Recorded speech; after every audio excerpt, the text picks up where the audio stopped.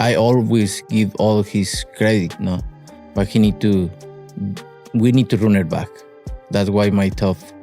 When after the fight, I say we need to run it back this fight because I don't feel the way I really want, and I need to make this fight happen again, no, and it's gonna be different.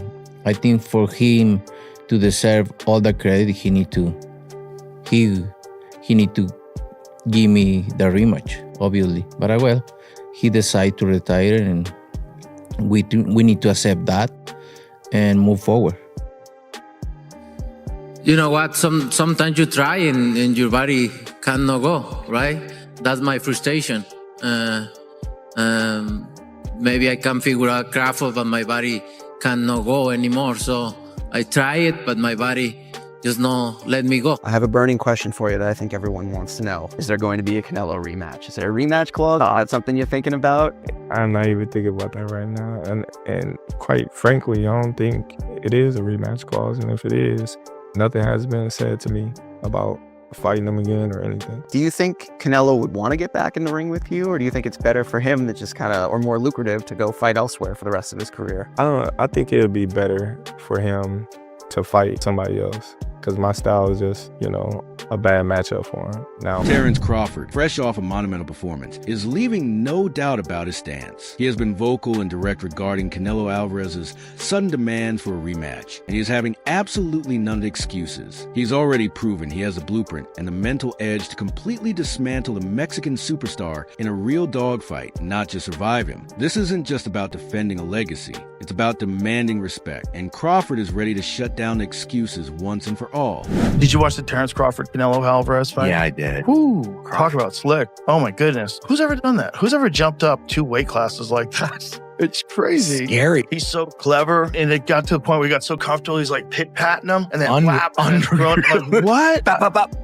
And you're wow. watching, like, this is amazing. Like, that's history, obviously. You shouldn't be able to do that. You shouldn't be able to fight at that weight for the first time ever. Against one of the greatest greatest of all time, and do what you did. You're beyond an outlier. You're an anomaly. Terence Crawford pulled off the unthinkable, moving up multiple weight classes to take on a naturally much bigger man in Saul Canelo Alvarez. Instead of running or surviving, Crawford put on an absolute masterclass. He stood right in front of the Mexican superstar, utilizing brilliant angles, razor-sharp counters, and defensive wizardry that left the super middleweight king visibly hurt and completely frustrated. But the most important detail was Canelo's immediate reaction. Sitting at the post-fight press conference, a defeated Canelo offered zero excuses. He humbly accepted the loss, admitted he simply couldn't figure out the puzzle, and even went on record stating that Crawford was way better than Floyd Mayweather. It was a moment of pure, undisputed respect. And lastly for me, champ, in the world of comparisons that we live in right now, if you can, compare and contrast the fight between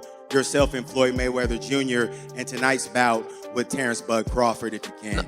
No, I think Crawford is way better than Floyd Mayweather. Fast forward just a few months, and that humble acceptance has completely vanished into thin air. Canelo recently broke his silence on the loss, and the narrative has shifted so drastically that fans are struggling to take it seriously. Suddenly, the story is that his body mysteriously didn't respond on fight night. He is now claiming that severe leg cramps prevented him from executing his game plan, alongside newly revealed elbow issues that supposedly required post-fight surgery and a sudden lack of mental focus. The combat sports community is notoriously unforgiving when it comes to backpedaling, and social media has been absolutely ruthless. Boxing Twitter is already having a field day, heavily comparing these late-in-the-game claims to Deontay Wilder's infamous heavy costume excuse. The switch-up is jarring, especially coming from a fighter who historically prided himself on making no excuses. The situation gets even stranger when you look at Canelo's new bizarre demands. He isn't just explaining away the loss. He is outright demanding that Crawford owes him a rematch. Canelo went on a recent podcast and boldly claimed that for Bud to get full credit for the victory, they need to run it back this September. But here's the brutal reality regarding the business side of that fight. There was absolutely no rematch clause in the original contract. Crawford purposely chose not to include a rematch clause or even a rehydration limit because he wanted Canelo at his absolute best, so there could be no asterisk next to his win. Now, with Crawford officially retiring in December of 2025, Canelo is scrambling for negotiation leverage that simply does not exist. He was given a lot of credit. There's no rehydration clause, blah, blah. Oh my God, Bud's such a fighter. I'm up here making the argument, see, no excuses. He doesn't need a Mayweather rehydration clause. But really, why did he do all that? Because if you want the shot, you got to do it according to Canelo's terms. Yes. He still beat Canelo comprehensively and decisively. In the rematch, Crawford would be within his rights to say, okay, wait a minute. Now there's going to be a rehydration clause. Now there are going to be some things that favor me. And once that happens, it's just going to get worse for Canelo. I wouldn't like that for Crawford's legacy. I don't think I know, but his character. If you were Canelo, if you were Crawford, like, I understand what you mean. I already proved my point the first time. All right, you want the rematch? Okay, but now it's going to be on my conditions. You maybe different money terms. Say you want parity and money, which obviously never has been with Canelo, stuff like that. See, that's my thing. You begging for this fight, and you go on these shows where he's I don't think he's begging for it either. He's not begging. You know what? Shady loves to say that. Oh, why did Covage or why did you get into it with fighters? You know why? Because I interact with the fighters. Let's get Canelo here, and then you say this to Canelo. You think I'm gonna get this thing? I don't care about none of that. Listen, man. You would think that an unprecedented pile of cash would be enough to bring any retired fighter back to the ring, but Terence Crawford is proving he is built entirely differently. Behind the scenes, rumors have exploded that His Excellency Turki Alalshik offered a staggering rumored $100 million to lure Bud out of retirement for a second showdown. For 99% of athletes on Earth, that kind of Saudi payday is an automatic yes. Crawford's response, however, shocked the entire industry. He firmly said no, making it crystal clear that he cannot be bought. He stated that his morals and personal integrity matter far more than adding another zero to his bank account, proving that he is one of the rare superstars who isn't strictly driven by the dollar sign. Don't got $100 million for me, don't even talk to me about it. And that's what I'm talking about. That's what I like to hear. Basically, let me translate, because we know Crawford don't like to do too much trash talking. He likes to keep it clean. What Crawford is saying to Canelo, the price on your head for a rematch is $100 million because he already collected it last time. So is not gonna go with the rematch. Talk is cheap. With Crawford being the A side, with Crawford getting the lion's share, with Crawford getting fair judges, mainly, Canelo is gonna say, hell nah, to the no, to the no rematch. Telling you, he gonna start speaking English again. We haven't heard Canelo speak English for a minute now, I think. As soon as they show Canelo Alvarez the realistic terms on the contract for the rematch, he's gonna wake up to reality. The real reason Crawford is walking away from a massive fortune is actually incredibly dark and rarely talked about in the glamorous world of prize fighting. When addressing potential rematch, Bud revealed that the actual 36 minutes inside the ring with Canelo isn't the problem. The true nightmare is the physical destruction his body has endured during a high-level, grueling training camp. Breaking his body down for months on end, pushing his physical limits just to prepare for a giant opponent is a permanent tax on his health. Crawford is looking at the bigger picture, prioritizing his long-term well-being and a pain-free life with his family over a quick cash grab that could leave him with lingering injuries long after the cheering stops. Because boxing is not all about knocking somebody out.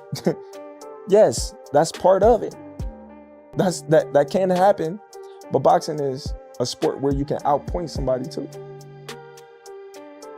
That's why they go to the scorecard. I appreciate that take, bro. That's real educated, man, real thoughtful. But you know, you ain't had a decision win in a long time, bro. You know, you known for like being a great finisher.